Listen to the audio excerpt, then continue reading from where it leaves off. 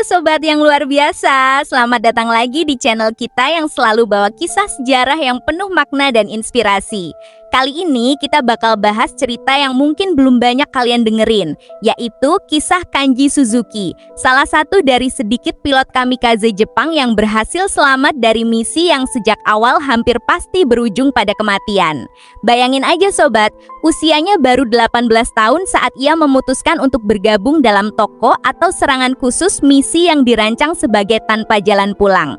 Tapi takdir berkata lain, ia berhasil selamat, diselamatkan oleh kapal Amerika, dan kemudian menjadi salah satu orang pertama yang bercerita tentang apa rasanya jadi pilot kamikaze di dunia barat. Seru dan menyentuh banget kan? Yuk kita mulai ya, dengan penuh rasa hormat terhadap semua pihak yang terkena dampak perang.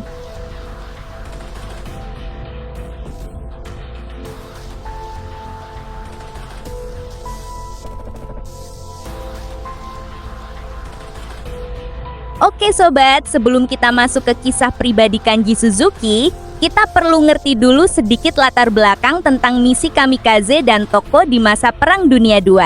Misi ini muncul pada tahap akhir perang ketika Jepang sedang menghadapi tekanan besar dari sekutu. Istilah kamikaze sendiri berasal dari legenda Jepang tentang angin yang menyelamatkan pulau mereka dari serangan musuh pada abad ke-13. Toko atau serangan khusus dirancang sebagai operasi tempur di mana pilot akan menerbangkan pesawat terbang yang dipenuhi bahan peledak langsung ke target utama kapal perang musuh dengan harapan bisa menimbulkan kerusakan besar bahkan menghancurkannya. Dari awal saja misi ini memang dirancang tanpa harapan pilotnya akan kembali hidup. Banyak dari pilot ini adalah pemuda-muda, bahkan ada yang baru berusia belasan tahun seperti Kanji Suzuki. Pada masa itu ada semangat patriotik yang sangat tinggi di kalangan pemuda Jepang, di mana mereka melihat berkorban untuk negara sebagai hal yang mulia. Tapi kita juga perlu pahami bahwa ini adalah konteks perang yang sangat kompleks dengan berbagai faktor politik, militer, dan sosial yang berkontribusi pada terbentuknya misi seperti ini. Penting kita ingat ya sobat, kita melihat ini dari sisi sejarah dan pengalaman manusia, bukan untuk membenarkan atau mengutuk tindakan perang secara keseluruhan. Setiap negara dan setiap orang punya pengalaman yang berbeda dalam perang, dan kita perlu menghargai kompleksitasnya. Kanji Suzuki lahir dan besar di Jepang pada masa yang penuh tantangan. Ketika Perang Dunia Kedua mulai memasuki tahap akhir, ia baru berusia sekitar 17-18 tahun, usia di mana kita biasanya masih sekolah atau baru mulai merencanakan masa depan. Tapi di tengah situasi perang yang semakin memburuk, banyak pemuda Jepang pada masa itu merasa terpanggil untuk berkontribusi bagi negara. Suzuki sendiri adalah salah satu dari mereka. Ia memiliki minat besar pada penerbangan, dan ketika ada kesempatan untuk mengikuti pelatihan pilot militer, ia langsung mengajukan diri. Pelatihan yang ia jalani tidaklah mudah, sangat ketat, fisik dan mentalnya harus kuat banget.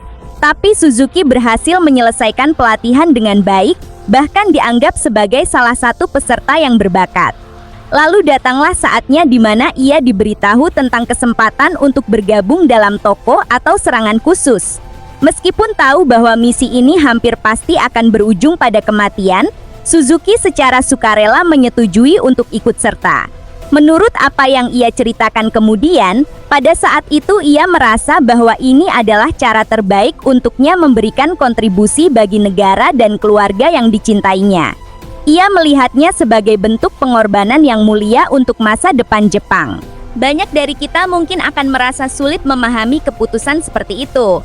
Tapi kita perlu melihatnya dalam konteks masa itu sobat, di mana situasi perang sudah sangat ekstrem dan semangat patriotisme menjadi sangat tinggi di kalangan masyarakat Jepang. Ini adalah bagian yang paling menyentuh dari kisah Suzuki ya sobat. Pada hari yang telah ditentukan, ia naik pesawat terbang yang sudah dipersiapkan untuk misi kamikaze. Tujuannya adalah kapal perang besar dari Angkatan Laut Amerika Serikat yang sedang beroperasi di wilayah Perang Pasifik. Setelah lepas landas, ia menerbangkan pesawatnya menuju target dengan tekad yang bulat. Menurut kesaksiannya yang kemudian diceritakan di dunia barat, di detik-detik terakhir sebelum ia berencana untuk menabrak target, ia merasakan berbagai emosi yang kompleks mulai dari rasa takut, kedamaian, hingga rasa cinta terhadap keluarga dan negara yang ia tinggalkan. Ia bahkan sudah mempersiapkan diri untuk menghadapi akhir hidupnya. Namun, takdir punya rencana lain. Sebelum ia bisa mencapai targetnya, pesawatnya terkena tembakan dari kapal musuh atau mengalami kerusakan teknis yang tidak terduga, hingga akhirnya ia terpaksa melakukan pendaratan darurat di laut. Ia tidak tahu berapa lama ia terbenam atau mengapung di laut, tapi akhirnya ia ditemukan oleh awak kapal perang Amerika Serikat yang sedang melakukan patroli di sekitar wilayah itu. Saat ditemukan, kondisinya sudah sangat lemah, lapar, haus, dan tubuhnya penuh dengan luka. Tapi awak kapal Amerika tidak menyia-nyiakan kesempatan untuk menyelamatkannya. Mereka memberikan pertolongan pertama, membawa dia ke kapal, dan merawatnya dengan baik.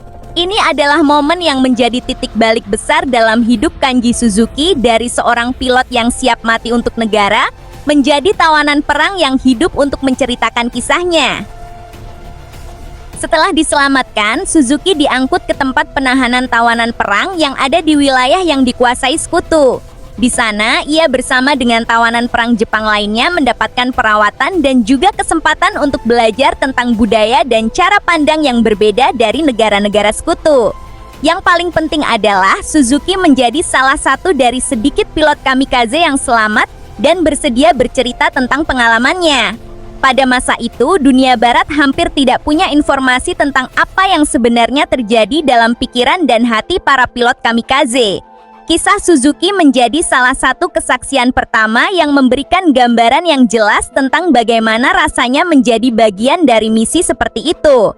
Ia menceritakan tentang tekanan yang dirasakan oleh para pemuda Jepang pada masa itu, tentang semangat patriotisme yang membuat mereka bersedia berkorban, tapi juga tentang rasa takut dan kerinduan akan keluarga yang selalu ada di dalam hati mereka. Banyak orang di dunia barat yang merasa terkesan dan juga merasa prihatin mendengar kisahnya, karena ini membuka mata mereka bahwa di balik serangan yang dianggap sebagai taktik ekstrem, ada manusia dengan perasaan dan emosi yang nyata.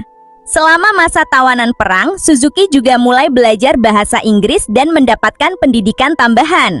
Ia mulai melihat dunia dengan cara yang berbeda dan memahami bahwa perang adalah sesuatu yang menyakitkan bagi semua pihak yang terlibat. Setelah Perang Dunia Kedua usai dan Jepang menyerah secara resmi, Suzuki akhirnya bisa kembali ke tanah airnya. Ketika ia tiba di Jepang, kondisi negaranya sudah sangat berbeda dari sebelum perang, banyak yang hancur, ekonomi terpuruk, dan masyarakat sedang dalam proses untuk bangkit kembali. Suzuki sendiri tidak banyak terdokumentasi selama beberapa tahun setelah itu. Tapi yang kita ketahui adalah ia berhasil membangun kehidupan baru dengan baik. Ia menikah dan memiliki keluarga besar, sesuatu yang mungkin tidak pernah ia bayangkan ketika ia sedang dalam misi kamikaze. Ia bekerja di sektor perikanan yang dikelola oleh pemerintah daerah, membantu memulihkan sektor yang sangat penting bagi ekonomi Jepang pasca perang. Setelah beberapa tahun bekerja di sektor perikanan, ia memutuskan untuk berganti profesi dan menjadi petugas pemadam kebakaran. Pekerjaan ini mungkin menjadi cara baginya untuk terus berkontribusi bagi masyarakat dengan menyelamatkan nyawa dan harta benda dari bahaya kebakaran. Ia bekerja sebagai petugas pemadam kebakaran hingga akhirnya pensiun pada usia yang cukup tua. Hidupnya pasca perang mungkin tidak terlalu mencolok atau terkenal, tapi itu adalah kehidupan yang penuh makna. Ia menjadi ayah, kakek, pekerja yang handal, dan anggota masyarakat yang produktif. Banyak dari kita mungkin akan berpikir bahwa pengalaman ekstrem seperti yang dialaminya akan membuat hidupnya penuh dengan trauma. Tapi Suzuki berhasil menghadapinya dengan kuat dan membangun kehidupan yang bahagia. Sobat, sampai di sini kita sudah melihat seluruh perjalanan hidup Kanji Suzuki, dari pilot kamikaze muda yang siap berkorban, hingga manusia biasa yang membangun keluarga dan berkontribusi bagi masyarakat. Kisahnya punya makna yang sangat dalam bagi kita yang hidup di masa damai sekarang ini. Pertama, kisahnya mengingatkan kita akan dampak besar perang terhadap kehidupan manusia.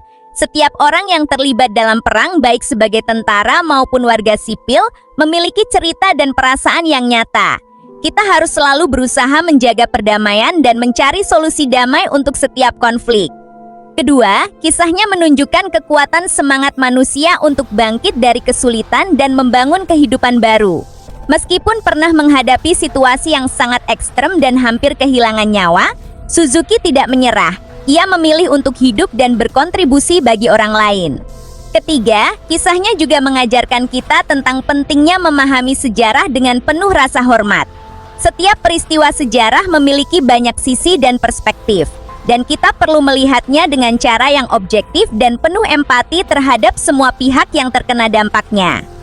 Kisah Kanji Suzuki mungkin tidak banyak dikenal oleh banyak orang, tapi ia adalah contoh nyata bahwa bahkan dalam situasi yang paling gelap sekalipun, masih ada harapan untuk hidup dan berkembang.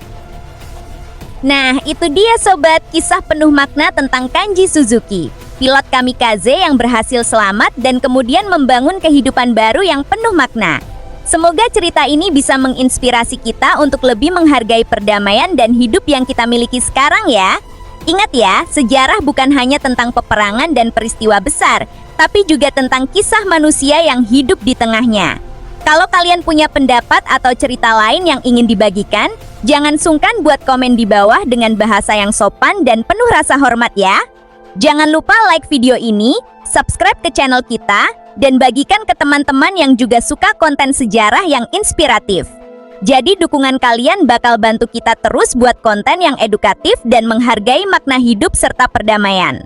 Oke deh sobat, sampai jumpa di video selanjutnya ya. Tetap semangat belajar sejarah dan jadilah orang yang berkontribusi positif bagi dunia sekitar kita. Sampai jumpa.